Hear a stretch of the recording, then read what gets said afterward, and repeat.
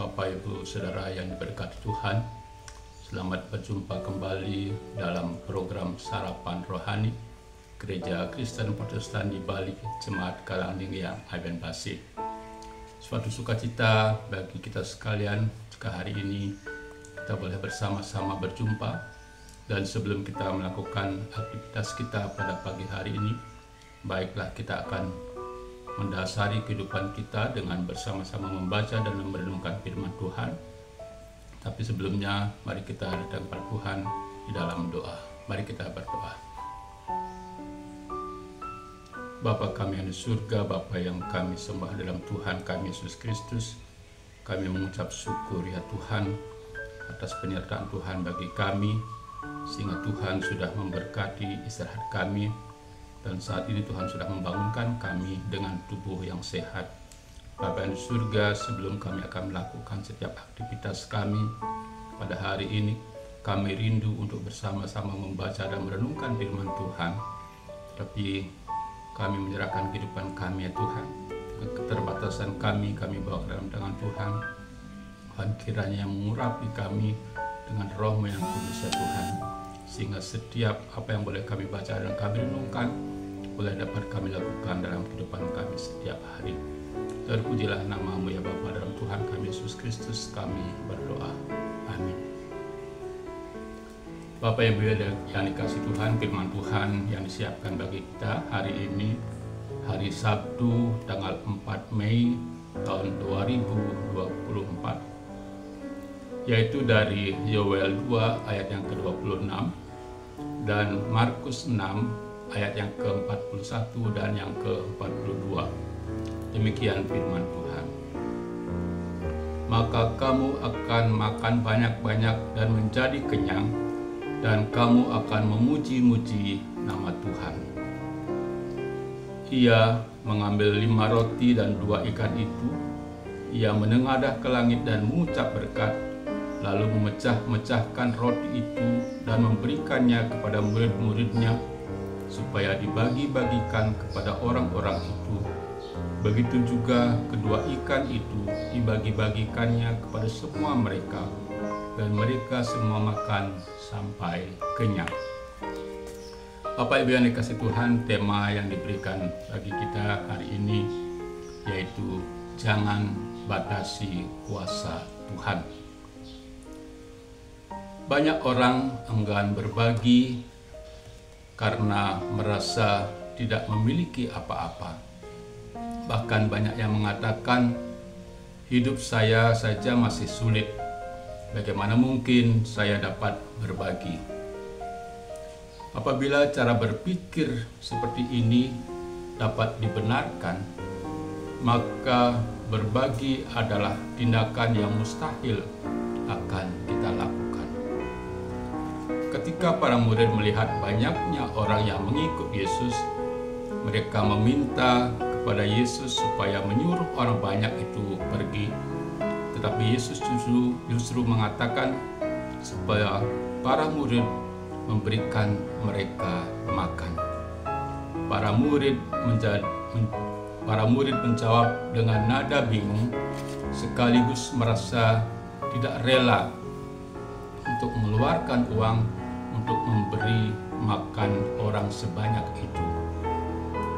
Kemudian Yesus bertanya, "Berapa roti yang ada padamu?" Pertanyaan ini seolah menjadi teguran bagi para murid untuk melihat kembali bekal yang mereka bawa, sekaligus mengajak mereka untuk berbagi dari apa yang mereka miliki. Yesus meminta apa yang para murid miliki, bukan yang tidak mereka miliki. Lalu dari apa yang mereka miliki itu, peristiwa makan bersama pun terjadi. Suasana yang semula digambarkan sunyi, kini berubah layaknya sebuah pesta perjamuan.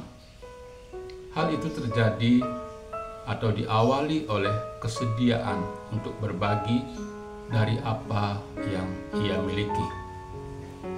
Kita mungkin tidak hidup dalam berkelimpahan, tetapi bukan berarti kita tidak dapat berbagi.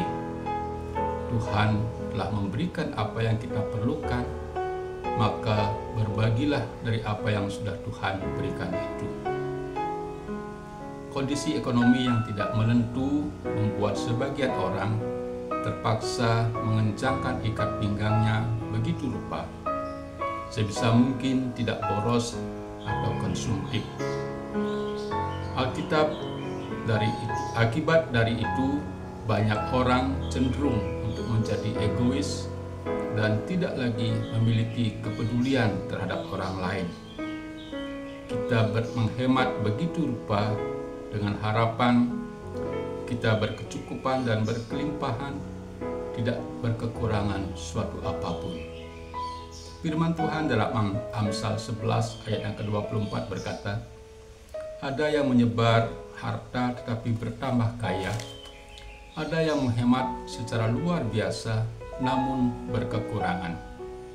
Untuk mengalami kelimpahan atau hidup diberkati, kita harus mengikuti prinsip yang Tuhan ajarkan kepada kita. Dalam Lukas 6 ayat 38 berkata, "Berilah dan kamu akan diberi, suatu takaran yang baik, yang dipadatkan, yang digoncang, dan yang tumpah keluar, akan dicurahkan ke dalam ribaanmu. Sebab ukuran yang kamu pakai untuk mengukur akan diukurkan kepadamu." Namun seringkali kita berpikir, bagaimana saya bisa memberi kepada orang lain, sedangkan untuk kebutuhan sendiri saja saya pas-pasan. Firman Tuhan hari ini mengingatkan kita, jangan pernah membatasi kuasa Tuhan dengan logika kita.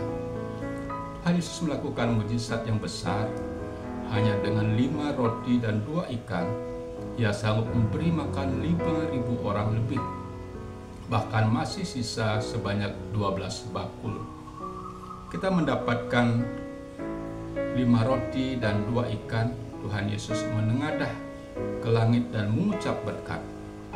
Tuhan Yesus mengucap syukur atas apa yang ada padanya, meski jumlahnya sedikit. Dan Allah yang adalah Jehovah Jireh sanggup mengadakan dari yang tidak ada menjadi ada. Sekecil apapun berkat yang kita miliki saat ini, belajarlah untuk tetap mengucap syukur. Ucapan syukur adalah kekuatan surga untuk mengubah keadaan. Tidak ada keadaan yang tidak bisa diubah oleh kekuatan ucapan syukur. Mungkin saat ini kita tidak memiliki uang atau harta yang berlebih, namun tetaplah bersyukur. Hal penting lain yang harus kita lakukan adalah belajar memberi. Jika rindu diberkati Tuhan, kita harus banyak memberi.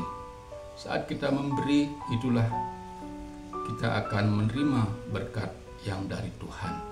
Kiranya apa yang boleh kita baca dan renungkan pada hari ini boleh menguatkan iman kita kepada Tuhan. Amin. Mari kita berdoa.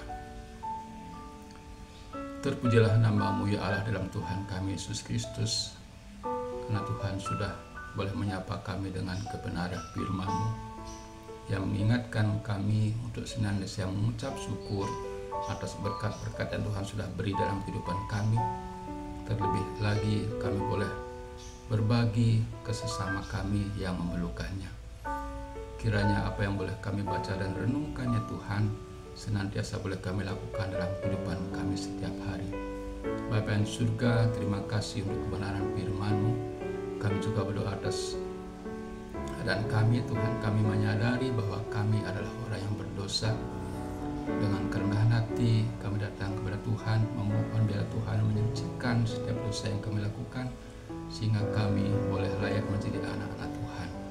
Bapa yang di surga, jika hari ini kami akan melakukan setiap aktivitas kami pada hari ini, kami mohon pertolongan Roh-Mu yang kudus untuk menyertai dan memberkati kami, sehingga setiap yang kami lakukan ya Tuhan boleh dapat kami lakukan dengan baik atas penyertaan Tuhan bagi kami.